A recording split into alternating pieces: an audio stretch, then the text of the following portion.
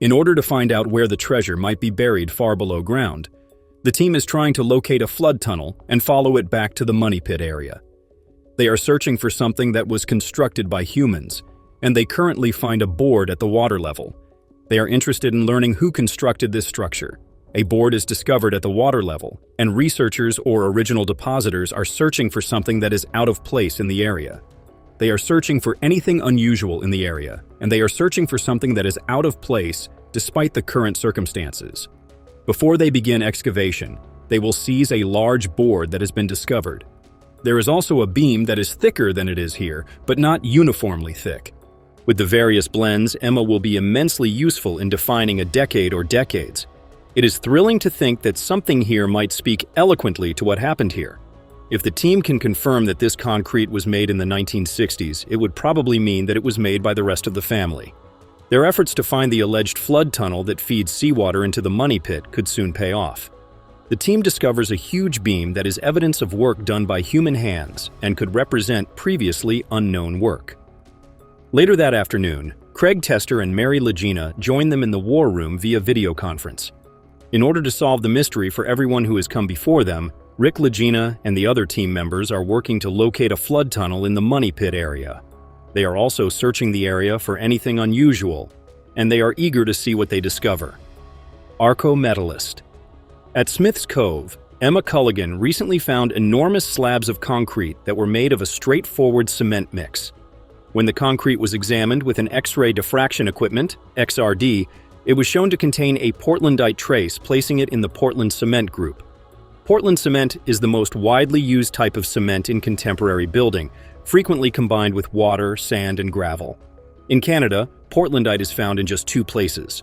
All aggregates, sand, in Quebec and BC are probably, because it lacks a modern concrete mix, Nova Scotia, a place in Quebec, began hydraulic mining in the 1920s. This cement is hydraulically mined, and it is unlikely to be anything after 1,900 advertisements.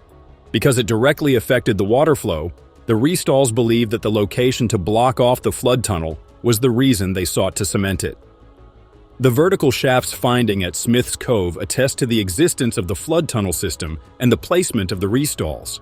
When Craig Tester, Rick Lagena, and Scott Barlow arrived to examine the possibly historic discovery, they discovered rocks that seemed to be beneath the boards. Billy discovered that every rock touched a rock the size of his fist underneath. Craig thinks that these boulders are man-made since they exhibit a linearity that Mother Nature does not. If the flood tunnel's position is verified, the original line should be projected someplace along that line. The money pit. The only thing left to do is to carry on excavating. On Lot 5, Peter Fornetti and metal detection specialist Gary Drayton are looking through the remains of a mysterious rounded stone foundation. They have found priceless 17th century Venetian trade beads, mortar-like material that matches soils recovered from over 100 feet. Deep in the money pit area, and iron tools that have been scientifically linked to Sir William Phipps, a 17th century English politician and officer, who is thought to have buried a massive hoard of Spanish silver on Oak Island in 1687. One of the artifacts found on Lot 5 could play a crucial role in the story on Oak Island, as a copper belt plate was found that may be related to the iron tools found in the nearby foundation. The Oak Island team found a copper plate in the spoils from the round feature on Lot 5. Archaeometallurgist Emma Culligan examined the artifact using the SkySkin 1273 CT scanner and X-ray fluorescent spectrometer to determine its composition, which could help determine when it was created. Later that morning, Craig and other team members meet with blacksmithing expert Carmen Liga, who has come to examine the mysterious copper plate. If the plate has any military insignia or regimental numbers, it could tell us who created the feature and possibly buried valuables in the money pit.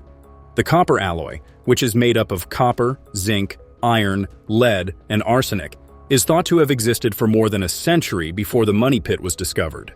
The team thinks that Sir William Phipps, who found the Concepion in 1687, may have been on Lot 5 doing something that many people are familiar with. Some of the treasure from the conception was hidden to Oak Island thanks to the work of 32-degree Freemason Scott Clark. The team has identified a prime suspect who could have been responsible for the 30-year-old mystery.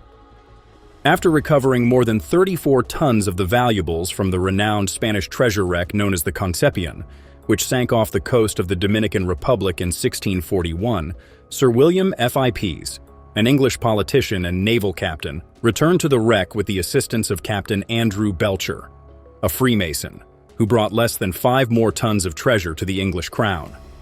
Phips made 2 successful salvages of the Concepcion in 1687.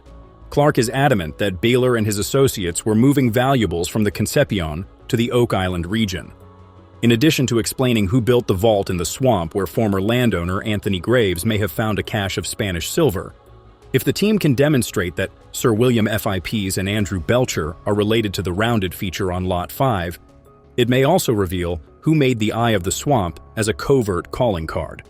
Although there is still more work to be done, the team admits that discovering other vaults in the marsh or on Lot 5 could be evidence. These vaults could contain a small portion of the treasure. Specialist in metal detection Gary Drayton and Alex Lagina, his nephew, are looking for further hints to unravel the enigma of Oak Island. The team has recently recovered metal ship spikes in the area that predate the discovery of the Money Pit in 1795, as well as a 14th century lead cross, which may be connected to the Christian military order of the Knights Templar. The team is excited about the potential of the artifacts trapped under the giant rock in Smith's Cove. They need to dig quickly, because the rocks keep filling back in, making it difficult to find them. They decide to bring more shovels and expand the hole to dig out the artifacts at the depth of the hole. They discover a large, heavily encrusted metal object beneath the shoreline of Smith's Cove. The object is believed to be a big iron conglomerate coming off a wreck. Archaeologist Lar Niban and archaeometallurgist Emma Culligan have been analyzing the large iron object and have successfully removed corroded materials from its surface. The object is found to be a cast iron stove door, with the starburst design similar to the button found in 2023 in the stone feature on Lot 5. Gary wonders if these items are connected because the stove door's starburst shape might have been a common stove design in the past. According to Emma, cast iron stoves can be traced back to the middle of the 18th century, but their manganese content places them closer to the middle of the 19th century. To come closer to unraveling the mystery of Oak Island, the team must learn the stove's design. They are enthusiastic about the relic's potential. The Oak Island team is committed to working with archaeologists to solve the riddle of the enigmatic objects, despite the difficulties they encounter when excavating further into the hole. Larnien and Emma Culligan want to figure out how the stove door was made and how it relates to the medieval button discovered in 20123. The plot centers on a group of researchers at Smith's Cove who are looking for the fabled flood tunnel, thought to have fed seawater into the original Money Pit. The team is led by Craig Tester and Rick Lagena, and they are in the area where the restalls placed wooden forms down the hole, but their forms blew out and they lost the hole. They are discovering metal and wood detectors that they think may be evidence of the shaft's construction, as well as a modern nail that they think is the restall shaft. This modern nail may provide a crucial hint that the team is getting close to discovering the wooden frame or forms constructed by the Restall family in 1961 when they poured concrete into the vertical shaft. As they continue their excavation in Smith's Cove, they discover remnants of the Restall's operations, like a broken spike and a rounded beveled point. If they are able to confirm the location of the vertical shaft, they should be able to locate the flood tunnel itself, which is a direct connection to the treasure. The next 5 to 10 feet will provide more details regarding the location of the Money Pit in Smith's Cove. The team is committed to digging and finding clues to the Money Pit location.